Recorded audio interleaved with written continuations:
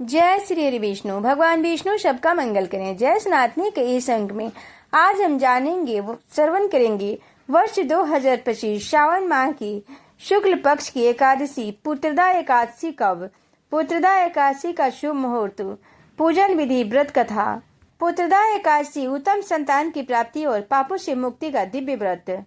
श्रावण मास के शुक्ल पक्ष की एकादशी को पवित्रा अथवा पुत्रदा एकादशी कहा जाता है। पद्म पुराण में इस एकादशी का विशिष्ट महत्व बताया गया है।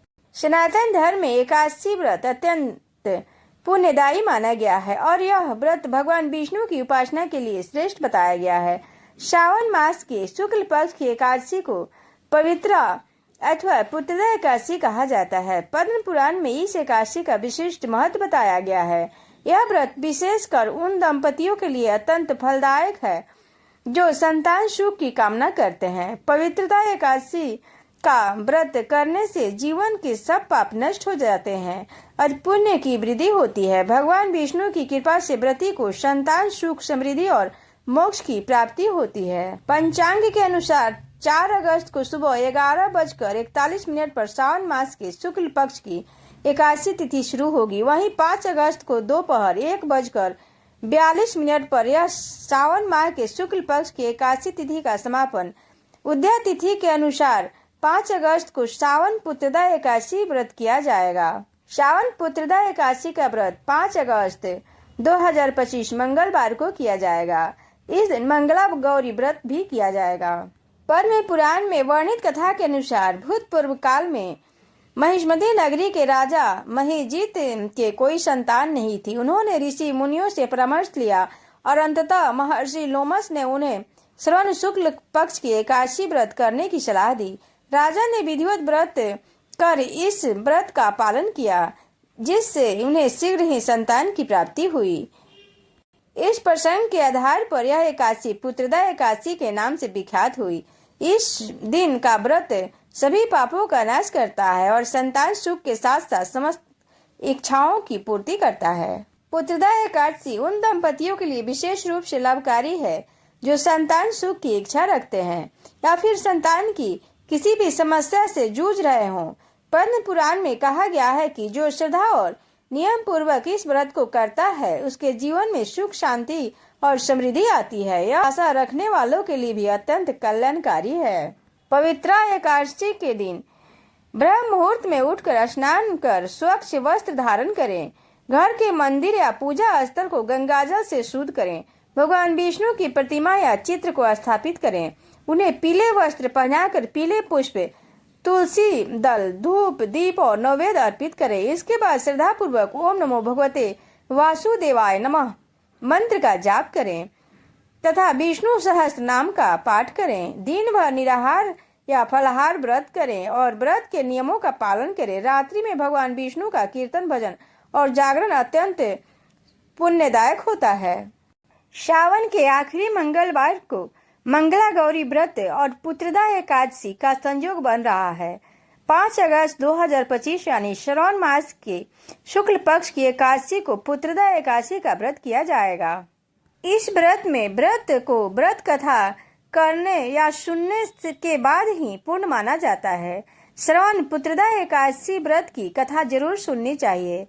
ऐसा करने से सभी मनोकामनाएं पूर्ण होती है। पुत्रदा एकादशी व्रत कथा।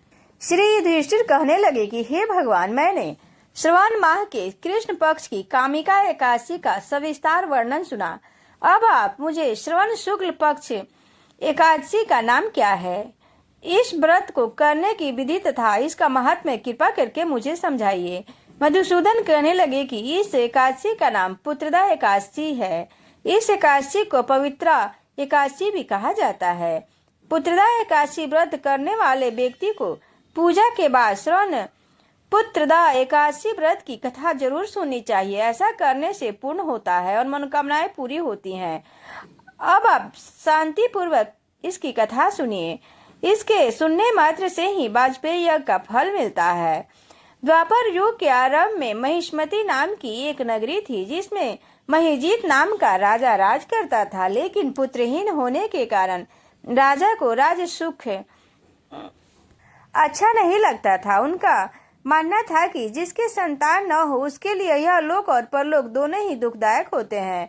पुत्र सुख की प्राप्ति के लिए राजा ने अनेकों उपाय किए, परंतु राजा को पुत्र की प्राप्ति नहीं हुई। वृद्धावस्था आती देखकर राजा ने प्रजा के प्रतिनिधित्व को बुलाया और कहा कि हे प्रजाजनों, मेरे खजाने में अन्याय से उपार्जन किया हुआ धन नहीं है, न मैंने कभी देवताओं तथा ब्राह्मणों का धन छीना है, किसी दूसरे की धरोहर भी मैंने नहीं ली, प्रजा को अपने पुत्र के समान पालता रहा।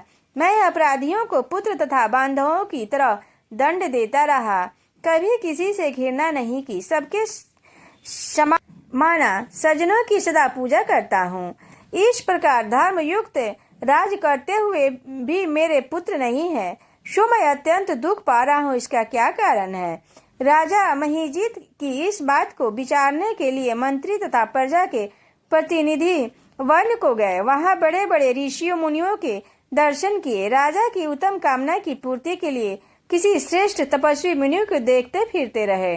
एक आश्रम में उन्होंने एक अत्यंत वयोवृद्ध धर्म के ज्ञाता बड़े तपस्वी परमात्मा मन लगाते हुए निराहार जितेंद्रिय जितात्मा जिते क्रोध सनातन धर्म के गूढ़ तत्वों को जानने वाले समस्त शास्त्रों के ज्ञाता महात्मा लोमश मुनि को देखा, जिनका कल्प के व्यक्तित्व होने पर एक रोम गिरता था। सबने जाकर ऋषि को प्रणाम किया। उन लोगों को देखकर मुनि ने पूछा कि आप लोग किस कारण आए हैं?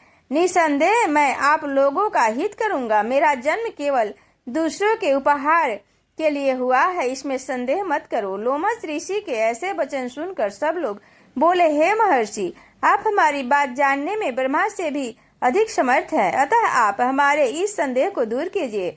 महिष्मती पुरी का धर्मात्मा राजा महिजीत पुत्र की भांति प्रजा का लालन पालन करते हैं, फिर भी वह पुत्रहीन होने के कारण दुखी हैं। उन लोगों ने आगे कहा कि हम लोग उनकी प्रजा हैं, अतः उसके दुख से हम भी दुखी हैं। आपके दर्शन में हमें पूर्ण विश्वास है कि हमारे यहाँ संकट अवश्य दूर हो जाएगा, क्योंकि महान पुरुषों के दर्शन मात्र से अनेक कष्ट दूर हो जाते हैं। अब आप कृपा करके राजा के पुत्र होने का उपाय करें। यह वार्ता सुनकर ऋषि ने थोड़ी देर के लिए अपने नेत्र बंद किए और राजा के पूर्व जन्म का वृतांत जानकर कहने लगी कि यह राजा पूर्व जन्म में एक दिन निर्धन वैश्य था। निर्धन होने के कारण इसने कई बुरे कर्म किए। यह एक गांव से दूसरे गांव व्यापार करने जाया करता था। एक समय ज्येष्ठ मास के शुक्ल पक्ष की द्वादशी के दिन मध्याह्न के समय जब वह 2 दिन से भूखा प्यासा था, एक जलाशय पर जल पीने गया। उसी स्थान पर एक तत्काल की ब्याही हुई प्यासी गौ जल पी रही थी। राजा ने उस प्यासी गाय को जल पीते हुए हटा दिया और स्वयं जल पीने लगे। इसीलिए राजा को यह दुख सहना पड़ा। एकादशी के दिन भूखा रहने से वह राजा हुआ और प्यासी गौ को जल पीते हुए हटाने के कारण पुत्र वियोग का दुख सहना पड़ रहा है। ऐसा सुनकर सब लोग कहने लगे कि हे ऋषि, शास्त्रों में पाप का प्रायश्चित भी लिखा है, अतः जिस प्रकार राजा का वह पाप नष्ट हो जाए वह आप बताएं।